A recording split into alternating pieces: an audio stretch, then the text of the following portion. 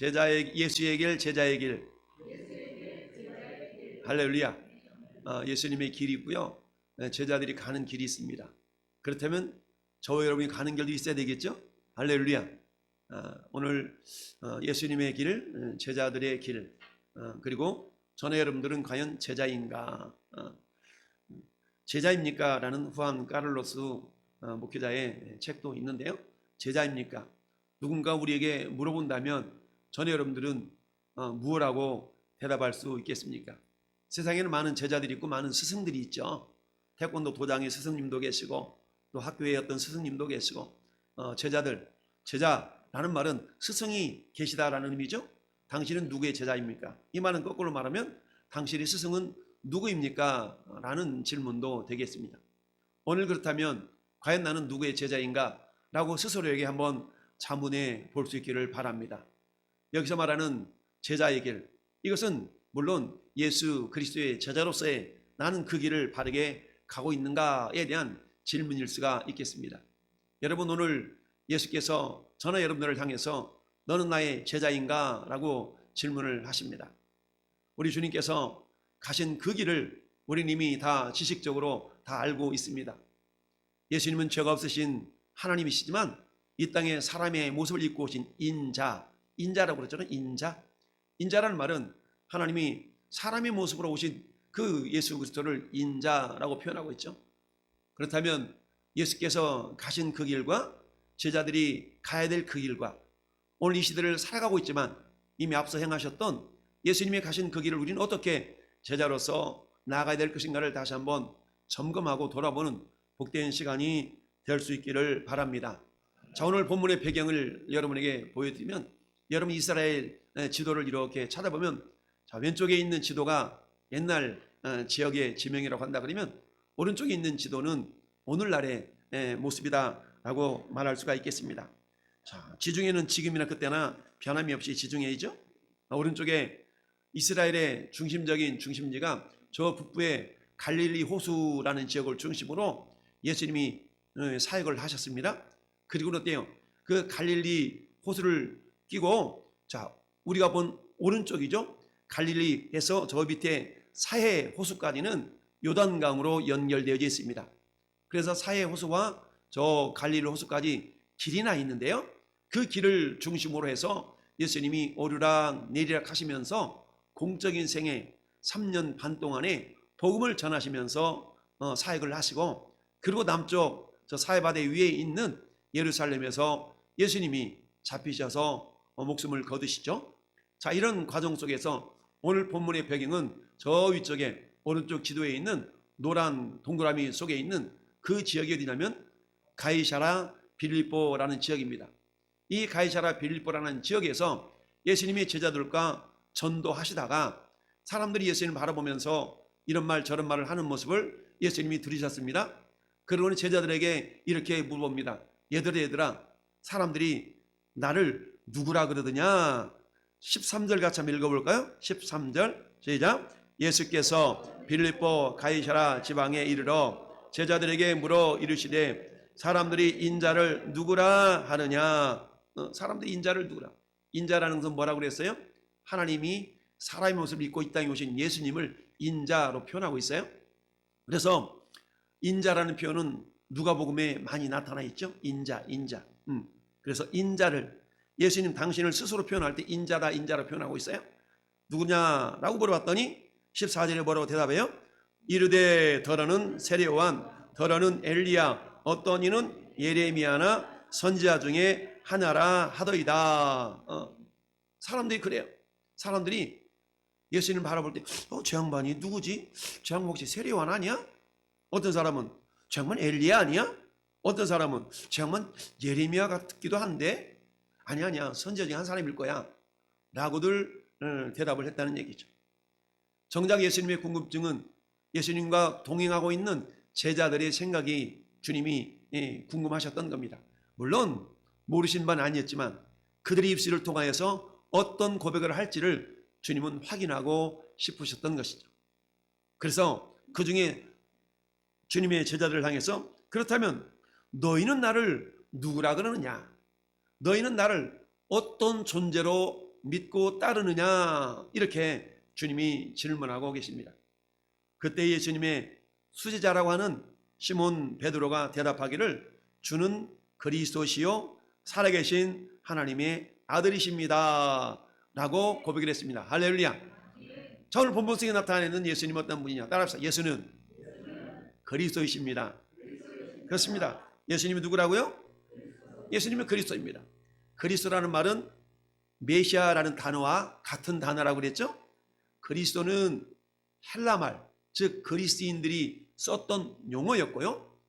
메시아라는 말은 히브리 사람들이 썼던 용어, 언어였던 거죠. 그래서 메시아는 히브리어이고 그리스도는 헬라어라고 표현할 수 있습니다. 그래서 예수는 그리스도. 우리 목요일 날 성경 공부하시는 분들은 저 설명에 대해서 다시 반복적으로 듣고 있는 것인데요. 자, 그리스도라는 말은 기름 부음을 받은 자라는 뜻이 있다고 그랬어요. 기름 부음을 받는 세 가지 직분이 성경에 나타나 있는데요. 그 세 가지 직분은 왕이면서 제사장이면서 선지자. 여러분, 성경에 기름을 부어서 직분을 세우는 그 세 가지 직분은 왕과 제사장과 선지자밖에 없습니다. 그런데 예수께서 그리스도라는 의미는 예수님이 왕이시라는 얘기예요. 예수님이 제사장이라는 얘기입니다. 예수님이 선지자라는 말씀입니다. 할렐루야. 그렇습니다. 예수님은 계시록 17장 14절에 이렇게 기록되어 있습니다. 어린 양으로서 만왕의 왕이시요 만주의 주가 되시도다. 할렐루야.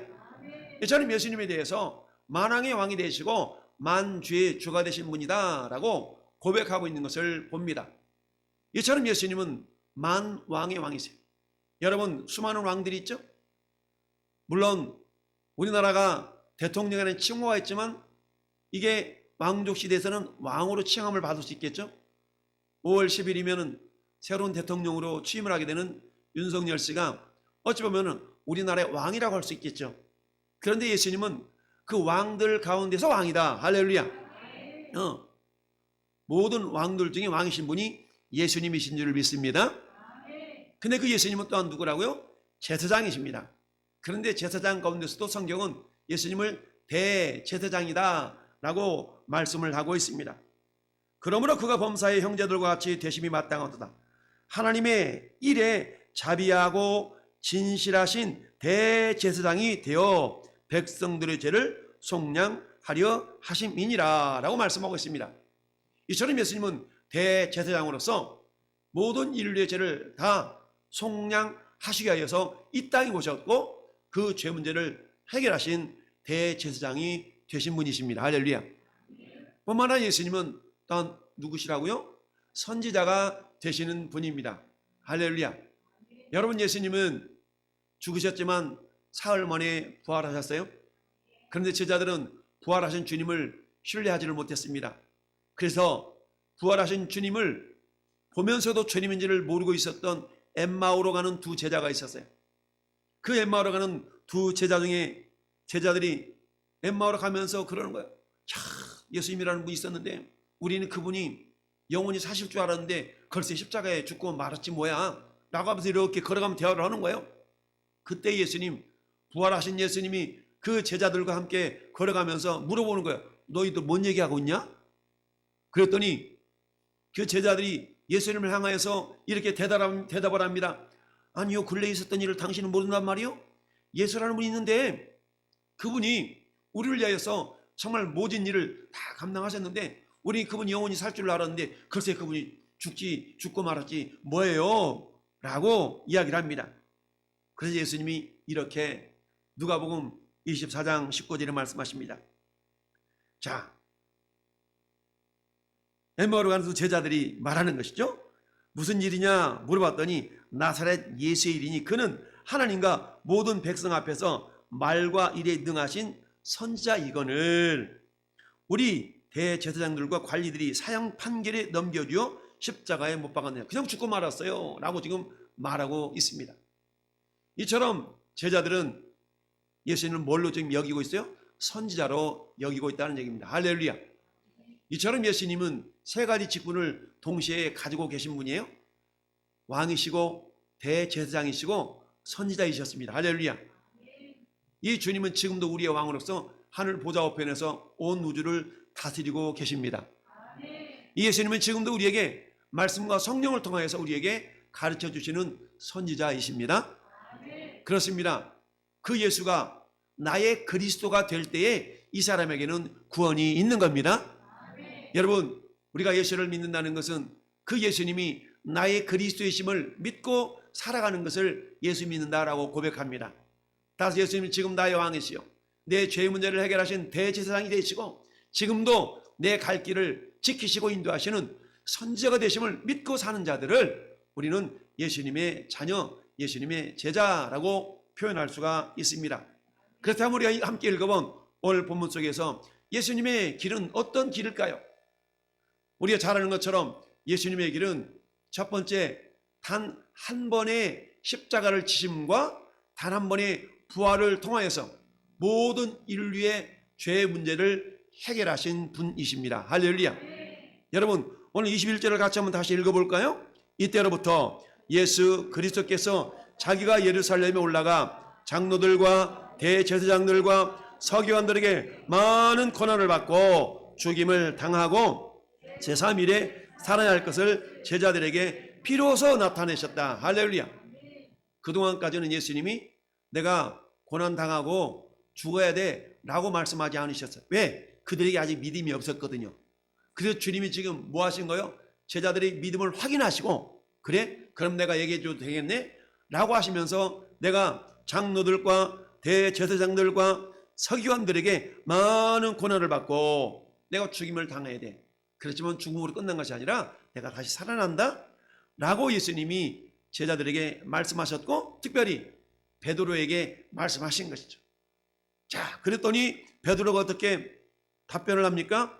예수를 붙들고 항변하여 무슨 소리예요? 이거죠. 항변이라면 전혀 반대되는 의지와 반대되는 마음을 가지고 대답하는 것을 항변이라고 하지 않습니까? 예수를 붙들고 항변하여 이르되 주여 그리마옵소서. 이 말은 어떤 의미일까요? 죽으면 안 된다는 얘기예요.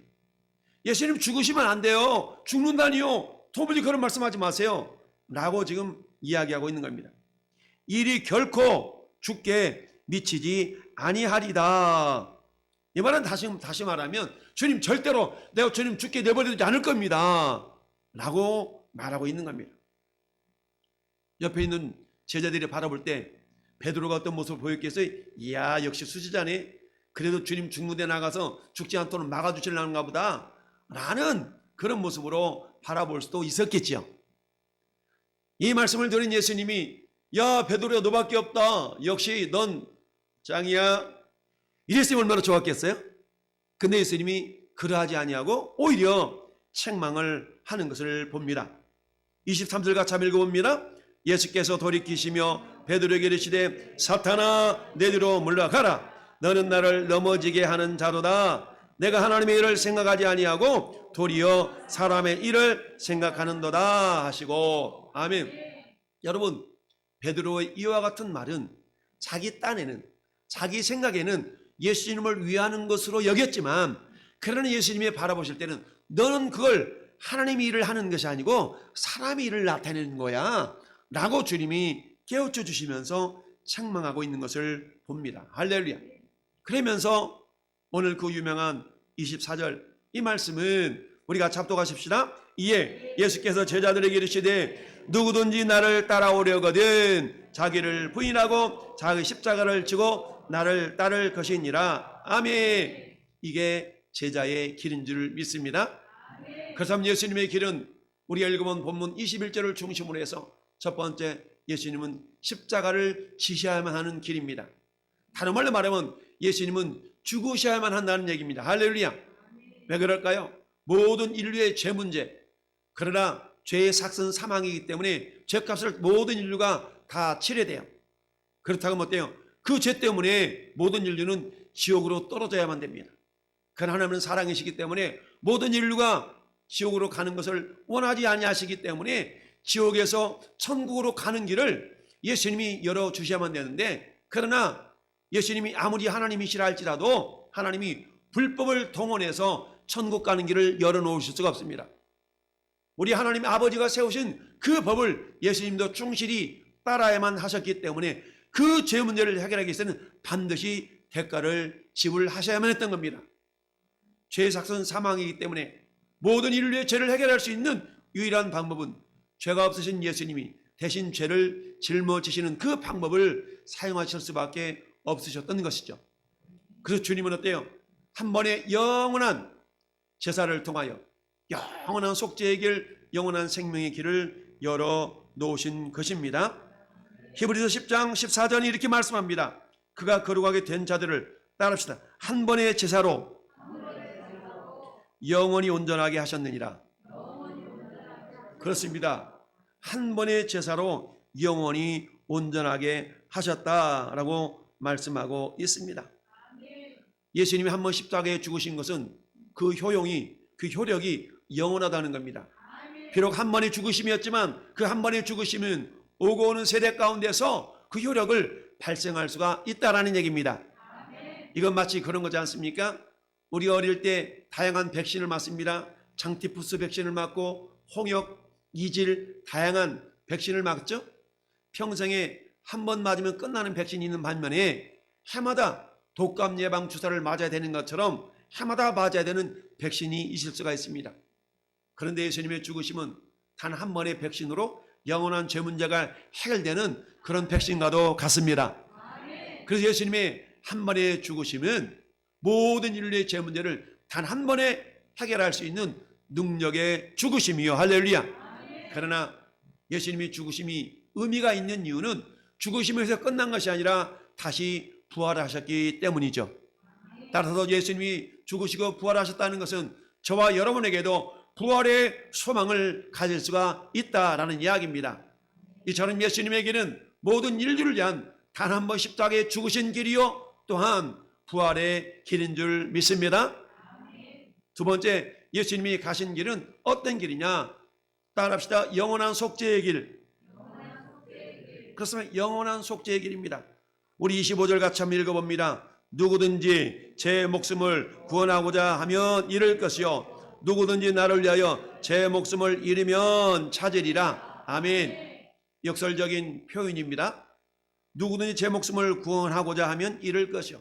무슨 말씀이냐면 예수님 없이 자기 뜻대로 자기 생각대로 아무리 살려고 발버둥 친다 할지라도 그 인생 스스로 천국 갈 수는 없다는 얘기입니다.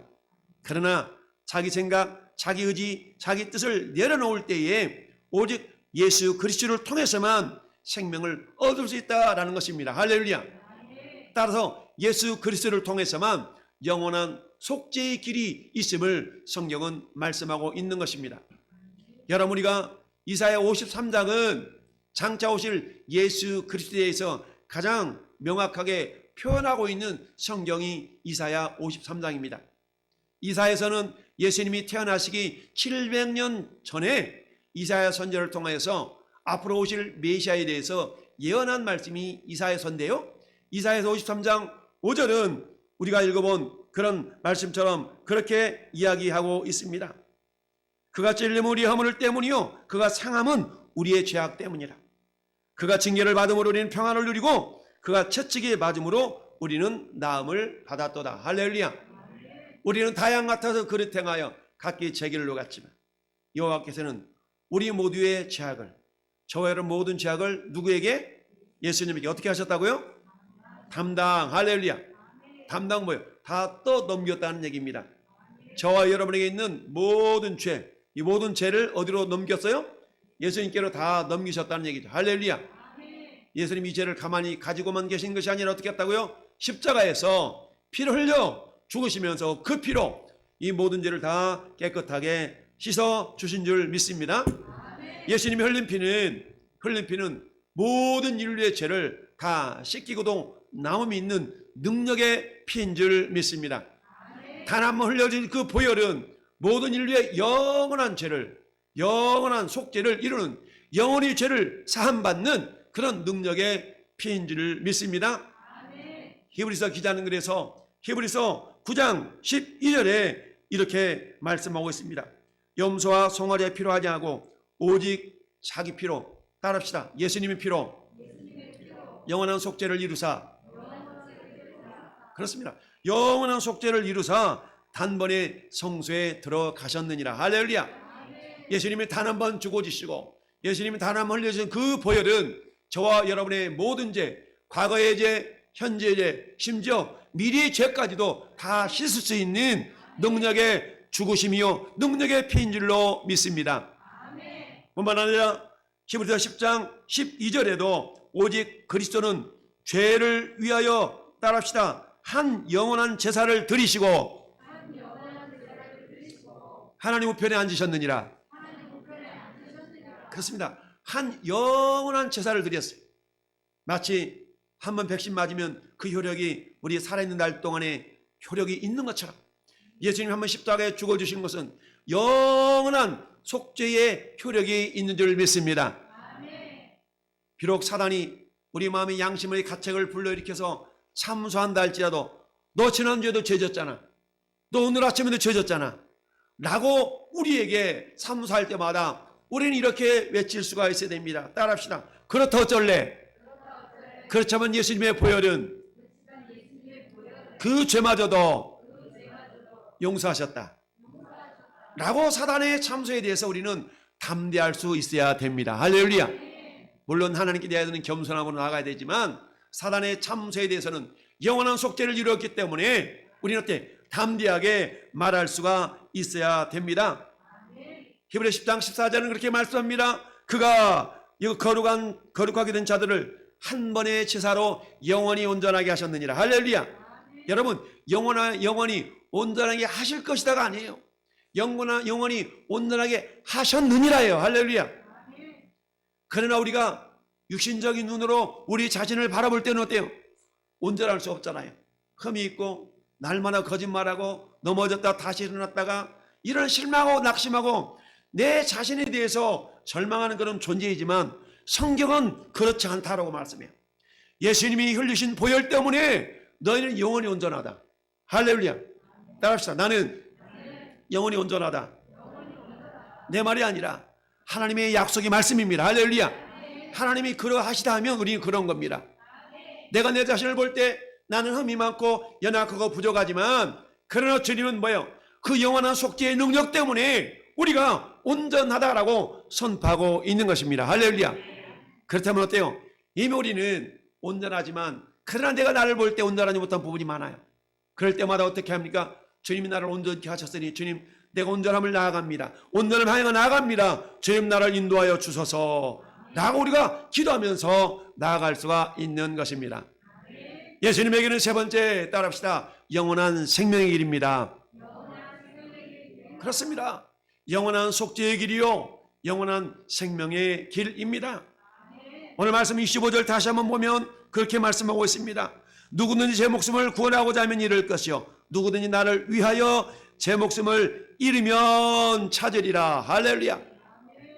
예수님이 우리에게 새로운 생명을 부어주셨는데요 이 생명은 유통기간이 영원합니다. 할렐루야. 이걸 다른 말로 말하면 영생이라고 말합니다. 할렐루야.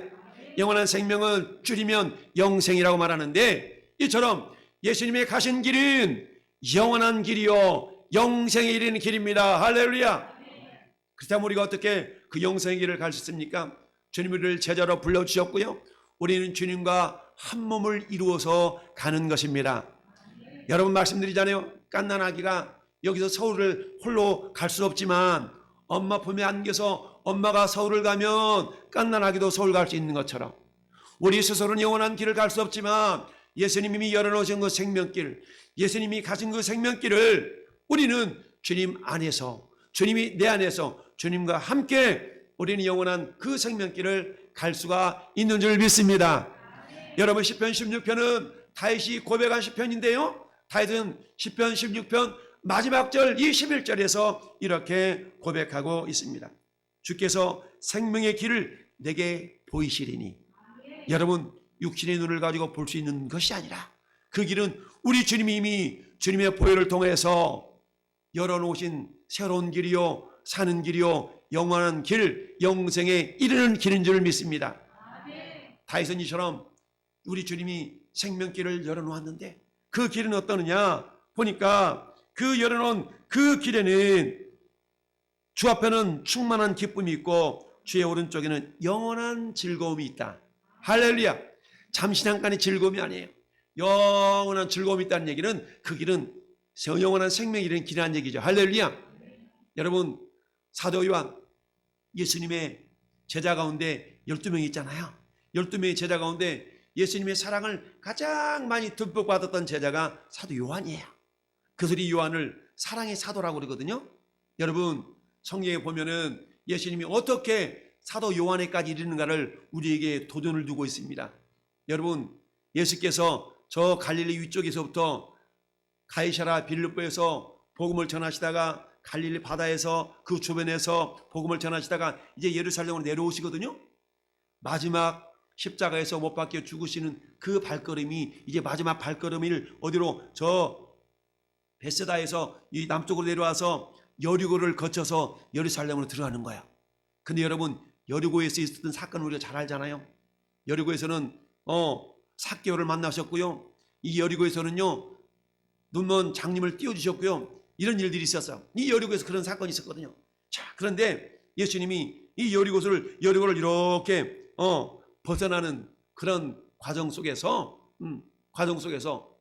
예수님이 어떤 분인가에 대한 그런 모습이 나타나고 있는데요. 자, 요한일서 2장 25절에 그가 우리에게 약속하신 것은 이것이니 곧 영원한 생명이니라. 할렐루야. 여러분, 예수님 여리고를 지나면 예루살렘 올라가서 이제 돌아가셔야 돼. 십자가 못 박혀 죽어야 돼. 그때 성경이 이렇게 말하고 있습니다. 허다한 무리가 예수님을 따랐다고 그랬어요. 허다한 무리가 예수님을 따랐지만 정작 예수님이 십자가를 지는 그 순간에는 모두가 다 도망가 버렸어요. 허다한 무리가 예수님을 믿겠노라 따랐지만, 그러나 그 예수님이 죽으시고 다시 부활하신 그리고 어때요? 예수님의 감난산에서 저 승천하는 그 현장에는 500여 형제가 있었는 줄로 믿습니다. 500여 형제들이 있었어요. 적어도 허다한 무리 가운데 500명 정도가 예수님의 부활이 증인이 되었다는 얘기입니다. 그런데 여러분, 예수님이 부활하시면서 그렇게 제자들이 명령했어요. 내가 약속한 것을 너에게 부어줄 때까지 너는 이 성을 떠나지 말아라. 할렐루야. 근데 그때 남아있는 사람이 120명밖에 안 남았어요. 500명 가운데. 허다한 무리 가운데 예수님의 부활의 증인으로 500명이 남았고요. 500명 가운데 유리 주님의 말씀을 듣고 예루살렘에 남아서 예수님의 약속을 기다렸던 사람은 120명이었어요. 이 120명이 어때요? 마가의 다락방에서 성령 충만함을 경험한 줄로 믿습니다. 성령 충만함, 성령세를 받았다는 얘기죠. 그런데 여러분, 이 120명 가운데 예수님의 사역에 직접적으로 참여했던 사람은 70명이었어요. 70명. 근데 여러분, 70명 가운데 예수님이 너희들은 내 제자야 라고 인정했던 사람들은 12명입니다. 베드로를 위시하여 요한, 야고보 이런 제자들이 12명이었어요. 근데 여러분, 12명 가운데 우리 지난 금요일 기도에 생각납니까? 예수님이 가시는 곳곳마다 동행했던 사람은 누구였어요? 베드로, 요한, 야고보였어요. 이 세 사람은 12명 가운데서 이 세 사람만큼은 예수님이 가시는 곳곳마다 동행했던 사람인 줄 믿습니다. 근데 여러분, 그 세 사람 가운데서도 예수님의 사랑을 가장 많이 받았던 사람은 요한이었어요. 요한에게는요, 비밀이 없었어요. 하물며 수지자로 여겼던 베드로마저도 예수님 뭐라고 말씀하시면 궁금해가지고 요한한테 물어보는 거야. 요한아, 예수님 뭐라고 말씀하셨는데 좀 물어봐. 주님 뭐라고 말씀하셨는데 좀 여쭤봐 라고 할 정도까지 사도 요한에게는 비밀이 없었어요. 그런데 베드로, 요한, 야고보 세 사람은 항상 주님과 동행했지만 그 가운데 요한에게는 비밀이 없으신 줄 믿습니다. 그 요한이 어때요? 요한일서, 요한이서, 요한삼서, 요한복음, 요한계시록 5권의 성경을 기록을 하잖아요. 그러고는 예수님의 마지막 놀라운 천상의 모습을 환상 가운데 경험하고 요한계시록을 기록하잖아요. 할렐루야.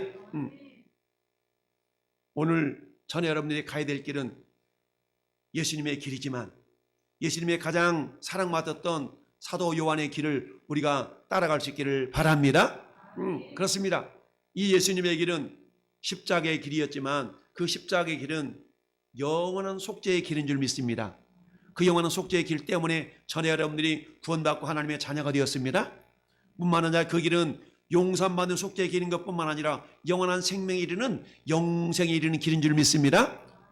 우리는 오늘도 그 예수님의 길을 쫓아서 영생에 이르는 길을 걸어가고 있는 겁니다. 할렐루야. 이 길 끝에는 주님의 영원한 생명이 머물고 있는 천국에 이르는 줄로 믿습니다. 오늘 이 아침에 전화였던 예배자로 나와서 우리 하나님이 열어놓은 생명길을 걸어서 우리는 한 걸음 한 걸음, 이미 우리는 천국에 호적이 올라가 있지만 그 길을 향해서 걸어가는 주님의 제자들인 줄로 믿습니다. 그렇다면 우리 주님이 오늘 본문을 통해서 제자인 저와 여러분들에게 요구하시고 있는, 제자라면 이런 길을 갔으면 좋겠다라고 우리에게 요구하고 있는 그 길은 어떤 길인가 우리가 한번 살펴볼 수 있기를 바랍니다. 첫 번째, 따라합시다. 날마다 자기를 부인하라. 그렇습니다. 날마다 자기를 부인해야 됩니다. 자기를 부인하는 겁니다. 여러분, 자기를 부인한다는 것이 무엇인가 적어놨어요. 첫째, 따라서 내 생각, 내 뜻, 내 의지 내려놓기. 그렇습니다. 여러분, 복음서점 가면 내려놓음이라는 책이 있어요. 근데 이분이 선교사님으로 계셨다가 박사 학위 받으시고 그러다가 몽골 선교로 가셔서 선교사로 가셔서 이분이 내려놓음이라는 책을 기록하면서 선교사역을 감당한 선교사님이신데, 이분이 내려놓음을 이 서적을 집필하고 나서 가보니까 아직 덜 내려놓은 것이 있더라는 거예요. 그래서 두 번째 책을 쓰셨는데 그 책 이름이 더 내려놓음 이런 책을 쓰셨어요. 이처럼 내려놓는다는 것이 뭘까요? 내려놓는 것은 말씀드린 것처럼 내 생각을 내려놓는 겁니다. 내 생각, 내 뜻을 내려놓는 겁니다. 내 의지를 내려놓는 거예요. 할렐루야. 여러분, 이것을 모범을 보이셨던 예수님께서, 여러분 누가복음 22장 42절, 우리는 기도 응답의 축복의 말씀을 들을 때 우리는 예수님께서 어떻게 기도하셨는가를 잘 알고 있어요. 예수님 마지막 이제 여리고를 거쳐서 예루살렘 올라오셨고, 그리고 어때요? 예루살렘 성전을 정결케 하신 다음에 겟세마네에서 기도하시는데 주님이 이렇게 기도하신 겁니다. 12명의 제자를 데리고 겟세마네로 기도하면서 9명의 제자들에게는, 얘들아 여기 좀 있어, 베드로, 요한, 야고보는 데리고 얘들아 나하고 같이 저기 기도하러 가자. 그리고는 베드로, 요한, 야고보에게는 이렇게 말씀해요. 너희들은 여기서 나와 함께 깨어 기도해라. 할렐루야. 9명의 제자들한테는 깨어 기도하라 소리를 말씀 안 하셨어요. 그런데 베드로, 요한, 야고보에게는 깨어 기도하라고 말씀하셨어요. 할렐루야. 물론 이 말씀이 9명의 제자들에게 해당되는 이야기겠지만, 그러나 특별히 다시 한번 당부하면서 나와 함께 깨어 기도하라고 하시면서 겟세마네에서 예수님이 이 세 제자들과 멀리 떨어져서 기도하는데 이렇게 기도하십니다. 아버지, 할 만하시거든 이 잔을 내게서 옮기시옵소서. 그 잔은 어떤 잔이에요? 예수님이 짊어지시는 십자가의 잔이었어요. 할렐루야. 예수님도 사람의 모습을 입고 오셨기 때문에 그 고통이 어떤 것인 걸 아셨어요. 그래서 어때요? 아버지께 간구하는 거예요. 아버지, 이 잔을 가능하다면 내게서 옮겨달라는 거예요. 왜? 그 고통이 어떤 고통인가 아셨기 때문에. 여러분, 우리는 손톱 밑에 가시 하나만 끼워봐, 아파가지고 얼마나 힘들어합니까? 제가 작년에 손가시를 잘못 건드려가지고 이게 사독이 난다 그러죠? 사독이 나가지고 손이 그냥 이따만하게 부어가지고 어째나 고통스럽던지 고름이 차가지고, 야, 병원 가서 짜내는데, 와, 정말 이런 고통, 예수님이 십자가에 박힐 때 이보다 더 하셨을 텐데 나는 이 고통 때문에 이렇게 괴로워하고 있구나라는 것을 경험해 본 적이 있어요. 이야, 손가시 하나 잘못 이게 해가지고 이게, 이야, 그런 고통인데 예수님이 그런 고통 당하시면서 죽으시지 않습니까? 이 제자에게는 자기를 부인하는 길인데요, 예수님 그렇잖아요. 그런데 내 원대로 마옵시고, 따라합시다. 아버지 원대로, 아버지 뜻대로 되기를 원하나이다 하면서 십자가를 지셨어요. 할렐루야. 내 의지를 내려놓고 내 뜻을 내려놓고 철저하게 아버지 하나님의 의지대로, 아버지 하나님 뜻대로 행동하셨던 예수님이 행하셨던 모습처럼 저나 여러분들도 역시 마찬가지입니다. 여러분, 우리가 잘 아는 창세기 3장에는 아담과 하와가 하나님의 말씀에 불순종해서 선악과를 따먹는 사건이 나와요. 여러분, 사단이 유혹해가지고, 사단이 유혹에 넘어가지 않습니까? 사단이 유혹을 딱 듣고 보니까 우리 하나님께서 먹으면 정령 죽으리라 했던 선악을 알게 나무 열매가 어떻게 보이는 거예요? 먹음직스럽고 내 생각에, 보암직스럽고 내 생각에, 먹으면 하나님과 같이 될 것 같아 내 생각에. 그래서 어때요? 자기 생각대로 의지를 작동을 해서 따먹었네. 이게 뭐예요? 이게 자기를 부인하지 않는 모습이에요. 자기를 부인했다면 무슨 소리야? 하나님 먹지 말라고 했어. 그러니까 네가 아무리 유혹해도 나는 안 먹을 거야. 이게 돼야 되는데 자기 생각, 자기 뜻, 자기 의지대로 작용을 해서 선악을 알게 하는 열매를 따먹고 결국 그에게 죽음에서 에덴 동산에서 쫓김을 당하고 말았습니다. 여러분, 우리가 잘 아는 가인과 아벨도 우리가 생각해 볼 필요가 있습니다. 여러분, 가인이 아벨을 돌로 쳐 죽이잖아요. 우리 주님은 이런 모습을 아시고 이 가인에게 이렇게 말씀합니다. 야, 죄가 네 문 앞에 엎드러져 있는데 죄가 네 문 앞에 엎드러졌다는 거야. 문 앞에 엎드려 기다리고 있는 거야. 지금 죄 짓도록 지금 유혹하려고 가인의 대문 앞에 이렇게 엎드리고 있어. 죄가. 그렇지만 따라서 너는 죄를 다스려라. 죄를 다스리라고 말씀하고 있어요. 오늘날도 마귀는 우리 앞에 죄를, 우리 대문 앞에 죄를 이렇게 엎드려 기다리게 만들고 있습니다. 그 날짜 우리는 십자가 부여잡고 할렐루야 그 죄를 다스릴 수 있어야 됩니다. 그러나 내 의지로 내 뜻으로는 안 돼요. 철저하게 주님의 십자가로 부여잡을 때만 가능한 줄로 믿습니다. 할렐루야. 이처럼 자기 뜻, 자기 생각, 자기 견해를 내려놓아야만이 주님의 뜻을 이루는 줄로 믿습니다. 여러분, 우리가 잘 아는 나만 장군에 대한 이야기 알지 않습니까? 나만 장군은 이스라엘의 적대국인 아람 나라의 장군이었어요. 그런데 문둥병이 걸렸네. 자기 나라에 골치지 못하는데 소문에 의해서 전쟁에서 잡아온 자기 집 계집종 하나가 이렇게 얘기합니다. 우리 고향에 가면 우리 주인님의 요 문둥병 고칠 만한 선지자가 있는데요 라고 얘기해 주니까 지푸라기라도 잡는 심정으로 자기 왕에게 부탁을 해서 예루살렘, 아니 저 사마리아로 내려가서 엘리사 선지자에게로 나갑니다. 자, 그러면 잔뜩 부풀어가지고 막 한 소리 재물을 실어가지고 가는 거예요. 엘리사에게 다가갑니다. 전가를 보냈습니다. 아람 나라에서 장군이 오니까 좀 어떻게 고쳐줘야 되겠다라고. 그런데 엘리사가 코뼈에다 한번 치고 뭐라고 얘기합니까? 저 요단강에 가가지고 7번 씻으면 됩니다 라고 얘기해. 이 소리를 전갈받았던 나아만이 어떻습니까? 세상에는 그런 비법이 있었습니까? 라고 가서 이야기하는 것이 아니라 가서 순종하는 것이 아니라 뭐라고 대답합니까? 열불이 나가지고 자존심이 팍 상했어요. 이래봬도 내가 누군데 그래도 버선발로 뛰어나와서 손을 부여잡고 안수기도라도 해줘야 되는 거 아니야? 근데 코빼기도 안 비치고 말만 하고 말어? 라고 막 자존심이 상해가지고 획 돌아서 가려고 그러는데 부하들이 잡잖아요. 장군님 이것보다 더 힘든 일을 시켰다면 했을 거 아니에요? 근데 꼬작 가서 씻으려는데 자존심 내려놓고 우리 장군님 생각 약간 내려놓고 씻으면 될 거 아니겠습니까? 이 나아만이 이렇게 고백합니다. 열왕기하 보니까 5장 11절에 내 생각에는 뭐라고요? 내 생각에는 엘리사가 와서 손을 얹어서 당처에 손을 얹어서 좀 이렇게 고쳐주려고 생각했다 이거야. 근데 그렇지 않았다는 거죠. 여러분, 자기를 분해한다는 것은 이처럼 내 생각, 내 뜻, 내 의지를 내려놓는 줄로 믿습니다. 여러분, 내 생각, 내 뜻, 내 의지대로 내려놓지 않으니까 450년이라는 암울한 세월이 있었어요. 이 암울한 세월이 사사시대예요. 사사시대. 이 사사시대의 마지막 21장 25절이 이렇게 결론을 맺습니다.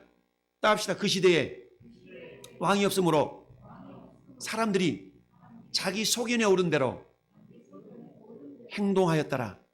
자, 우리 하나님 왕이신데 하나님 없이 사는 거야. 자기 속이 오른 대로 살았어. 자기를 부인하지 못하고 살았던 겁니다. 그렇다면 자기를 부인한다는 것은 내 생각, 내 뜻, 내 의지를 내려놓고 어때요? 주님의 생각, 주님의 뜻, 주님의 의지대로 살아가는 것이 십자가를 지는 것인 줄로 믿습니다. 할렐루야. 따라서 날마다 주님 십자가를 지라. 할렐루야. 날마다 주님의 뜻, 주님의 생각, 주님의 의지대로 살아가는 것이 결국 자기 십자가를 지고 살아가는 적의 십자가를 지고 주님을 쫓는 모습인 줄로 믿습니다. 할렐루야. 여러분, 주님의 생각, 주님의 뜻, 주님의 의지대로 살아간다는 것은 믿음이 없이는 못해요. 그렇기 때문에 예수님이 베드로에게 믿음을 확인하셨던 겁니다. 그래 너는 나를 누구라 그러냐? 저는 그리스도시요 살아계신 하나님의 아들입니다. 나는 믿음의 고백했을 때 비로소 예수님이 그래? 그렇다면 이제 제자의 길을 갈 수 있도록 내가 얘기해도 되겠네? 라고 말씀하셨던 거예요. 할렐루야. 사는 성도 여러분, 저도 여러분들도 주님이 이 시간 말씀하십니다. 네 생각을 내려놓고 내 생각을 가지라. 할렐루야. 네 뜻을 내려놓고 내 뜻을 포기하라. 할렐루야. 내 뜻을 가져라. 할렐루야. 네 의지를 내려놓고 내 의지대로 행동하라라고 주님이 말씀하고 있습니다. 여러분, 그럴 때마다 사단은 우리 귓전에 대해 속삭입니다. 아니야, 네가 옳은 거야. 네 인생의 주인이 너잖아. 네 뜻대로 해야지, 네 생각대로 해야지 라고 속삭일 때마다 예수 이름으로 명하노니 사단아 떠나갈지어다. 할렐루야. 나는 주님의 뜻대로 살리라. 마치 사도 바울이 걸었던 것처럼 내가 가는 그 길을 주님이 원하는 그 길이다 라고 하면서 나의 달려갈 길과 주 예수께 받은 사명 곧 은혜의 복음을 증언하는 일을 마치라면은 나의 생명조차도 조금도 귀한 것도 여기지 않겠노라 라고 하면서 사도 바울은 자기 생각을 내려놓고 주님의 생각을 가졌습니다. 자기 의지를 내려놓고 주님의 의지를 가졌습니다. 할렐루야. 그걸 통하여 결국 어때요? 사람의 일이 아니라 하나님의 일을 이루어 드렸던 사도 바울처럼 우리 하나님 오늘날 비록 육신의 몸을 가지고 이 땅에 살아가지만 주님이 궁극적으로 원하시는 것은 내 일, 내 뜻, 내 생각, 사람의 일을 이루는 것이 아니라 어떻게 해서든지 하나님의 뜻과 하나님의 일을 이루는 그 일에 저와 여러분들을 초대하신 줄로 믿습니다. 하나님 일을 이루어 가기 위해서 발버둥 치는 그런 믿음의 사람들을 주님은 나의 제자다라고 주님이 말씀하고 있는 줄 믿습니다. 그렇습니다. 날마다 자기를 부인해야 됩니다. 여러분, 한번 부인했다고 해서 내 속사람이 그대로 강건해지는 건 아니에요. 여전히 옛사람의 성품이 나옵니다. 그럴 때마다 주님의 십자가를 생각하면서 할렐루야, 영원한 속죄를 이루었는데 내가 다시 내 뜻을 가지면 안 되지 라고 우리 십자가를 바라볼 수 있어야 됩니다. 우리 예수님을 바라볼 수 있어야 됩니다. 할렐루야. 여러분, 날마다 내 십자가를 주님의 뜻과 주님의 생각과 주님의 의지대로 살아갈 수 있어야 되는 줄로 믿습니다. 세 번째는 어떻습니까? 제자의 길이라는 것은 날마다 예수를 따르는 길입니다. 할렐루야. 따라서 날마다 예수를 따르라. 그렇다면 날마다 예수를 따른다는 것이 뭡니까? 그건 다른 게 아니라 따라서 예수님을 사랑하며 하늘의 상을 바라보고 복음을 증거하라. 그렇습니다. 날마다 주님을 사랑하며 하늘의 상을 바라보고 복음을 증거하는 삶을 살아가라라는 이야기입니다. 할렐루야. 예수님이 마태복음 10장에서 이렇게 말씀하고 있습니다. 누구든지 사람 앞에서 나를 시인하면 나도 하늘에 계신 내 아버지 앞에서 그를 시인할 것이요. 무슨 말인지 아십니까? 이런 겁니다. 우리가 이 땅에 살아가는 날들 동안에 내가 예수 믿는 사람인 것을 세상 사람들 앞에 자랑스럽게 증거할 때에 할렐루야, 네가 내 이름을 부끄러워하지 않구나. 너가 내 이름을 당당하게 증거하고 있구나. 주일을 날 예배당에 나오는데 그 누군가 물어봅니다. 당신 교회 갑니까? 예수 믿습니까? 그렇습니다. 오늘은 내 날이 아니요 주님의 날이기 때문에 나는 예배당에 나가서 하나님을 예배할 자입니다. 할렐루야. 라고 당당하게 말하는 것을 주님이 기뻐하신다는 사실이에요. 할렐루야. 아버지나 어머니를 나보다 더 사랑하는 자는 내게 합당하지 않냐고, 아들이나 딸을 나보다 더 사랑하는 자도 내게 합당하지 않는다. 우리는 우리 자식들을 사랑해야 됩니다. 우리 부모를 사랑해야 됩니다. 그러나 성경은 말씀하기를 예수님보다 더 사랑하면 자칫 그것이 우상이 될 수가 있다는 사실을 우리는 알아야 됩니다. 근데 우리는 어때요? 돌아보면 예수님보다 더 사랑하는 것들이 많잖아요. 예수님보다 더 사랑한다는 얘기입니다. 우리 주님은 나보다 더 사랑이 있으면 안 된다. 왜요? 우리는 주님이 주신 사랑으로만 그들을 사랑할 수가 있거든요. 주님이 주신 사랑으로야만 진정한 사랑을 나눌 수가 있어요. 왜? 주님은 사랑의 본체시거든요. 할렐루야. 우리 하나님은 그 사랑을 우리에게 성령으로 부어주신 줄 믿습니다. 여러분, 예수님이 수제자인 베드로에게 부활하신 이후에 다른 거 안 물어봤어요. 너 엄마 왜 그때 나 3번씩 부인했어? 안 물어봤어요. 너 진짜 생각이 맞아? 안 물어봤어요. 주님이 단 한 가지 물어본 것은 네가 다른 사람들보다 나를 더 사랑하느냐? 이 한 가지만 물어보신 줄 믿습니다. 베드로가 주님, 내가 주님을 사랑한 줄을 주님이 아십니다. 주님이 하십니다라고 고백했을 때 우리 예수님이 요한복음 21장 19절에 이렇게 말씀합니다. 따라합시다. 나를 따르라. 예수님이 베드로를 인정하시고 그제서야 말씀하시는 거예요. 나를 따르라. 주님의 길을 걸어가는 자를 주님의 제자라고 얘기합니다. 할렐루야. 저는 여러분들 주님이 제자로 삼으신 줄을 믿습니다. 오직 성령이 너에게 임하시면 너희가 권능을 받고 예루살렘과 온 유다와 사마리아 땅끝까지로 내 증인이 되라. 예수님의 증인된 자가 예수님의 제자인 줄 믿습니다. 우리 주님께서 오늘 저와 여러분에게 말씀하십니다. 나의 길을 가는 자가 나의 제자다. 그렇다면 과연 너희는 나의 제자인가? 라고 주님이 오늘 질문하실 때 주님, 나는 주님의 제자입니다. 할렐루야. 주님의 진정한 제자의 모습을 히브리서 11장 24절부터 26절에 모세라는 한 사람을 통해서 우리에게 샘플로 보여주고 있습니다. 우리 모세는 구약시대의 사람이었지만 성경은 모세에 대해서 이렇게 이야기합니다. 믿음으로 모세는 장성하여 바로의 공주의 아들이라 칭함을 받기를 거절하고, 바로의 이 공주의 아들로 살아가면 그 인생 피는 거예요. 근데 이 모세는 공주의 아들로 칭함을 받기를 거절했다고 그랬어요. 그리고는 도리어 하나님의 백성과 함께 고난 받기를, 잠시의 죄악의 낙을 누리는 것보다 더 좋아하고 그리스도를 위하여 받는 수모를 애굽의 모든 보화보다 더 큰 재물로 여겼으니 이는 상 주심을 바라봅니다. 할렐루야. 무슨 말입니까? 이 땅에 있는 그 어떤 재물보다도 하늘에서 주시는, 하나님 주시는 그 상이 훨씬 더 가치가 있다는 이야기입니다. 할렐루야. 사는 성도 여러분, 이 땅에 있는 그 어떤 것보다도 우리 주님이 주신 하늘의 상이 더 위대한 상인 줄로 믿습니다. 그렇다면 저와 여러분들에게, 제자의 길을 걷는 자에게 주님은 외면하지 아니하시고 반드시 이렇게 갚아주신 줄로 믿습니다. 할렐루야. 따라합시다. 행한 대로 갚아주십니다. 심은 대로 거두게 하십니다. 일한 대로 갚아주십니다. 그렇습니다. 우리 주님은요, 심은 대로 거두게 하시고요, 행한 대로 갚아주시고요, 심은 대로 나게 해주신 줄로 믿습니다. 할렐루야. 심은 대로 행한 대로 일한 대로 보응하시는 하나님 앞에 저는 여러분의 삶이 어떻게 이루어질 것인가를 사도 바울은 이렇게 고백하고 있어요. 나의 달려갈 길과 주 예수께 받은 사명, 은혜복음 증거하는 일을 다 마쳤다. 그 인생을 디모데후서 4장 8절은 이렇게 결론을 짓고 있습니다. 따라합시다. 나는 선한 싸움 싸우고 달려갈 길을 마치고 믿음을 지켰으니 이제 이후로는 나를 위하여 의의 멸관이 예비되었다. 의의 멸관이, 하나님 주신 상이 준비되었다는 확신과 믿음 가운데서 사도 바울은 제자의 길을 걸었습니다. 그런데 이렇게 고백합니다. 그런데 이것은 있잖아, 나만을 위한 것이 아니야. 하늘의 상을 있음을 믿고 제자의 길을 걸어가는 너희들도 포함되는 거야 라고 우리에게 위로를 주고 있는 줄로 믿습니다. 이처럼 하나님은 말씀합니다. 계시록 22장 12절에 얘들아 보라, 나에게 상이 많거든. 나에게 상이 많어. 줄 상이 내게 있어. 그런데 있잖아, 이 상은 일한 대로 갚아줄 거야 라고 주님 말씀하십니다. 주님께는 상이 많이 있습니다. 부족함이 없습니다. 저는 여러분이 어떻게 제자의 길을 걷느냐에 따라서 걸은 대로 주님이 갚아주시는 우리 하나님인 줄로 믿습니다. 뿐만 아니라 하나님 우리에게 영광으로 참여하게 하십니다. 아버지의 영광이 참여케 하십니다. 여러분 27절을 한번 볼까요? 인자가 아버지의 영광으로 그 천사들과 함께 오리니 그때 각 사람이 행한 대로 갚으리라. 할렐루야. 하나님이 갚아주신 것은 영광으로 갚아주십니다.